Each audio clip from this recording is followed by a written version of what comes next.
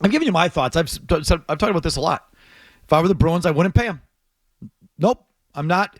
And for two reasons. One, I'm reluctant to pay any goalie top of the market money. I think the teams that win, I think we're in an era of hockey where it's not the best goalie that wins, but the best team. And a lot of teams are winning with kind of sidecar goaltending.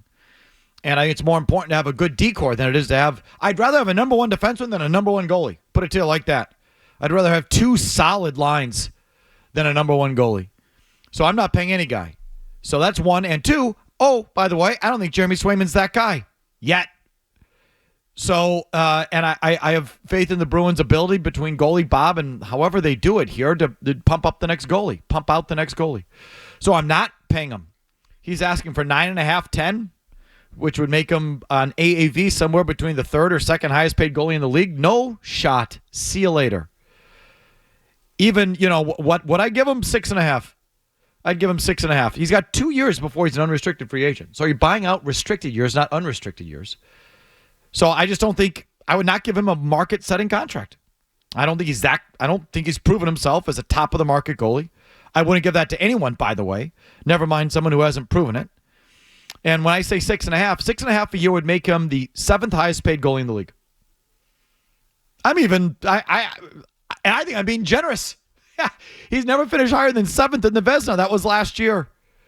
Vasilevsky in Tampa, at this time of his career, signed his big contract. He had just won the Vezina.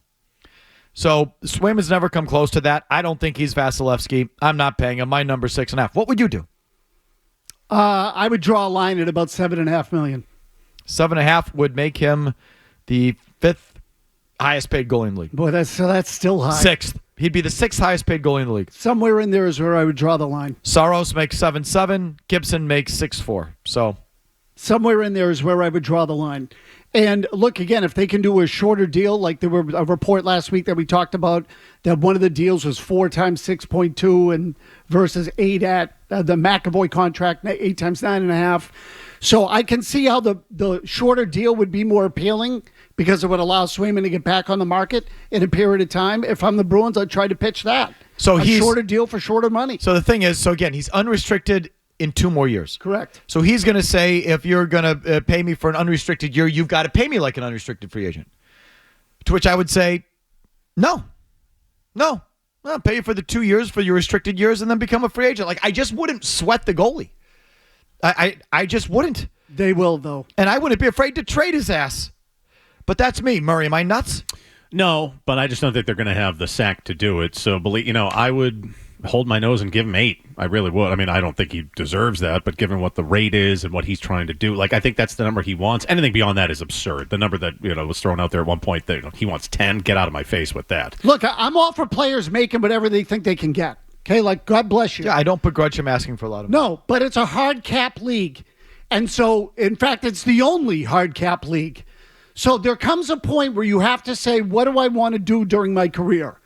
Do I want to make the most money, or do I actually want to be in a place that we can also win? Because in hockey, more than other sports, you do have to make that decision, or at least some version of it. So to me, the more I think of it, the more I'm just coming around to how the Bruins just misplayed it. 2 ways: trading Ullmark and keeping this guy when you had to have known he was going to be a hard guy to sign, given your history with him and his agents. Everyone knows his agents are tough cookies. And you had to go to arbitration with him once. So, you traded the other guy and then put yourself in this position to give him more leverage? That's wrong. And why'd you give up your arbitration rights? I would have taken him to arbitration again. And if he cried about it, F him. You'll get over it, or he won't. And if he's so, if it turns into such a mental case because of arbitration, then he's not tough enough to be a Stanley Cup goalie anyway, and I wouldn't sweat it.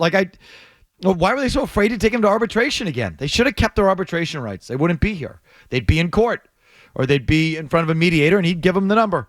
And then Swayman might pitch a fit, but let him. Where are you now? So it's hard not to think they didn't misplay this in some way, shape, or form. Oh, they did misplay it. There's no question they did. If you like that clip, check out more videos from Felger and Mazz here.